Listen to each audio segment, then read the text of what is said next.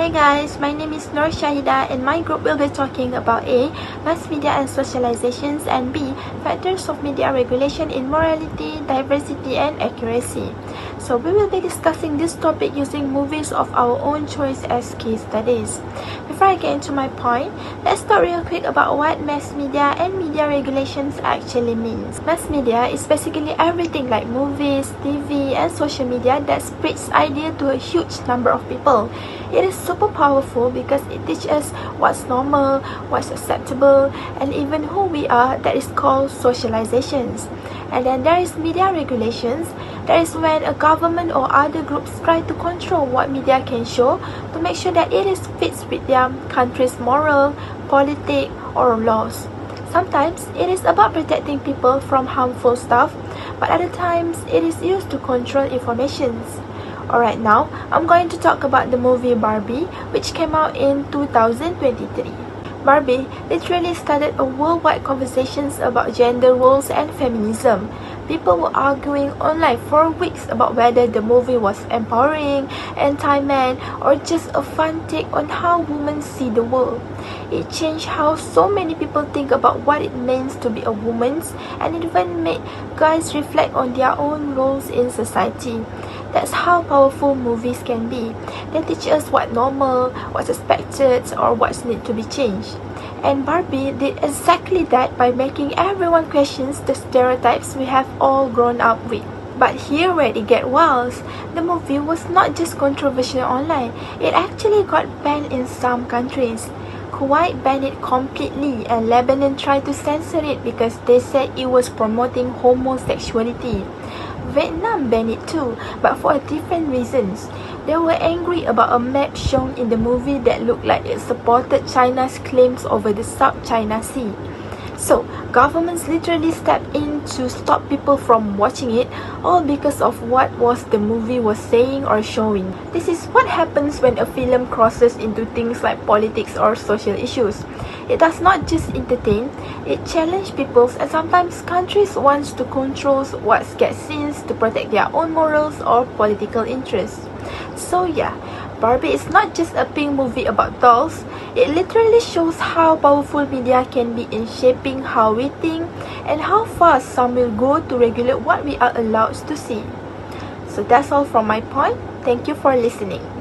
Hi everyone, my name is Fatika Rinisa and today I'll be talking about the movie Joker and how it connects to mass media and socialization as well as media regulation. Let's start with mass media and societal relations. This concept refers to how mass media affects how we view the world, how we form opinions, and even how we behave and relate to others in society. Media doesn't just entertain, it also influences social norms, public debates, and personal perspectives. Joker tells the story of Arthur Fleck, a man who is mentally ill, isolated, and constantly being mistreated by society. Over time, his suffering builds up and leads to violent outbursts, eventually transforming him into the villain known as the Joker. The film didn't just stay on the screen, it sparked huge conversations online and in real life. People discuss important topics like mental health, social alienation, and how society treats vulnerable individuals. On social media platforms like Twitter and Reddit, thousands debated whether society does enough to care for people who are suffering silently. In fact, there was even a Reddit thread titled, "Can someone tell me why there was so much controversy?" which shows how the film pushed people to question the system we live in. In this way, Joker is a perfect example of how mass media can influence public awareness and shape social conversations. It made people more aware of real-life issues and encouraged deeper thinking about the connection between personal pain and societal failure. Now, let's move on to the second part, media regulation with a focus on morality and accuracy. Morality in media means the content shouldn't promote or normalize harmful behaviors, especially violence or hate. Accuracy means that media should be responsible and not mislead the audience, especially when the content deals with serious topics. After Joker was released, it received a lot of criticism for possibly glorifying mass shootings. Some argued that the film could inspire real-life violence or be misinterpreted by people who already feel disconnected or angry. Because of this, some cinemas in the US increased their security, especially during opening week. Families of mass shooting victims also expressed concern about how the film might affect people's mind. According to a CBS News report, Police were even placed on alert in some cities out of fear that violence might break out. All of this led to public discussion about whether film rating system and content warnings are strong enough to protect viewers, and whether more responsibility should be placed on filmmakers and streaming platforms. In conclusion, Joker shows us that a movie is not just entertainment, it can also shape opinions, spark debate, and raise ethical questions about what media should or shouldn't do. It reminds us that with the power of media comes the responsibility to consider how it affects real people in the real world. Next, let's look at the movie Cuties and how it reflects the rise of mass media, especially through digitization, the internet, and mobile technology. Let me explain what this means. The rise of mass media refers to how technology has changed the way media is created and shared. Thanks to digitization, we now have media in digital form like streaming, online videos, and social media. With the internet and mobile devices, people can access media anytime, anywhere, and react to it instantly. This film was released on Netflix, a digital streaming platform. Because of that, it quickly reached a global audience and also sparked major backlash online. People from all over the world discussed it on Twitter, TikTok, and news sites, debating whether the film was art or harmful content. This shows how digitized media allows fast, worldwide reactions, something that wasn't possible in the past. The movie also touches on how young people use social media and mobile phones, which directly connects to how the internet and mobile tech shape behavior today. So, Curious isn't just a film, it is an example of how modern media spreads, how people engage with it, and how opinions form through online platforms. Curious shows us both the power and the risk of mass media in the digital age, where content spreads fast and public response is global and instant. Hi everyone, my name is Kamilia, and it's my turn to explain further on the media regulation around morality and security. So, what actually happened with Cuties? The movie was about a group of young girls exploring dance and social media, trying to push back against strict cultural expectations. But what really caused an uproar was the way the film depicted these young girls, with dance scenes that many saw as sexualizing children. The backlash was immediate and global, where viewers were actually outraged that Netflix would distribute content showing minors in sexually suggestive ways, arguing that it could promote exploitation or even attract predators. Many also said that Netflix didn't provide enough age ratings or clear content warnings, which is a failure of accuracy in media regulation, where people want to know exactly what they're getting into, especially if just minors are involved. In response, some politicians even tried to bring legal action against Netflix, demanding investigations and tougher controls. The controversy sparked a wider conversation about how streaming services should handle sensitive themes involving children and whether stronger age and content regulation systems are needed to protect the viewers. So this case shows why morality and accuracy are such a big deal in media regulation, and it's not just about censorship, but about ensuring that society and especially kids are not put at risk by careless or inappropriate media content. Hi, Assalamualaikum. My name is Nona Joaina.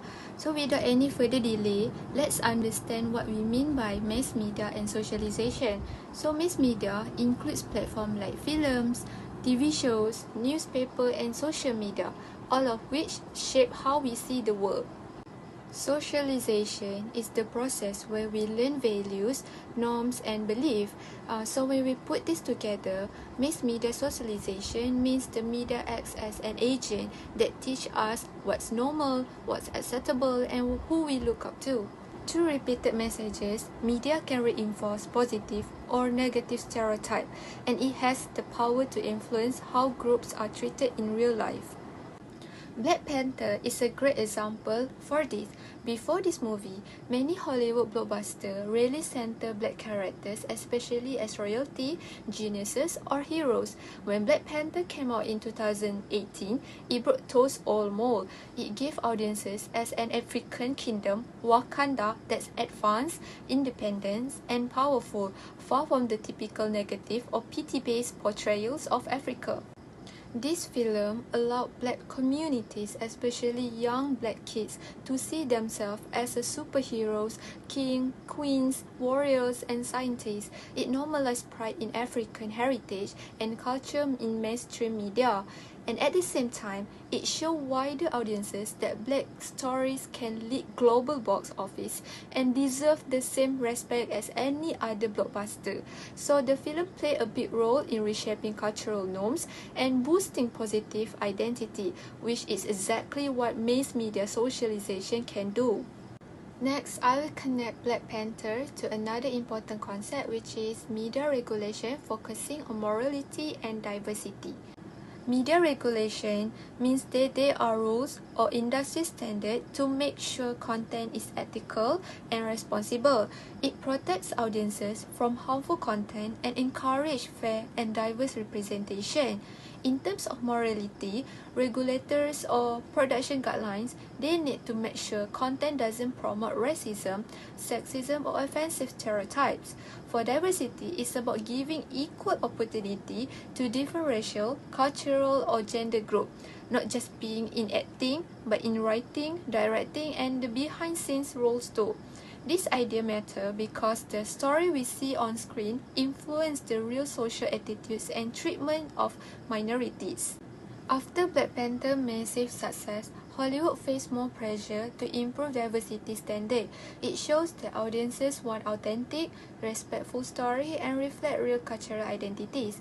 For example, the sequel Wakanda Forever extended this conversation when Tenoch Huerta, an Afro-Mexican actor, was cast as Namor. It sparked debates about Latino representation and colorism, the preference for the lighter skin even within minority groups. This debate forced the industry to look how casting decisions can sometimes still ignore deep cultural issues or reinforce unfair standards. So Black Panther didn't just inspire kids, it pushed studio and regulators to rethink diversity guidelines and cultural sensitivity, making Hollywood more accountable or through representation. To sum up, Black Panther is more than just superhero film. It's living proof of how media can empower communities and push the media industry to respect moral values and diversity for a fairer future. Thank you.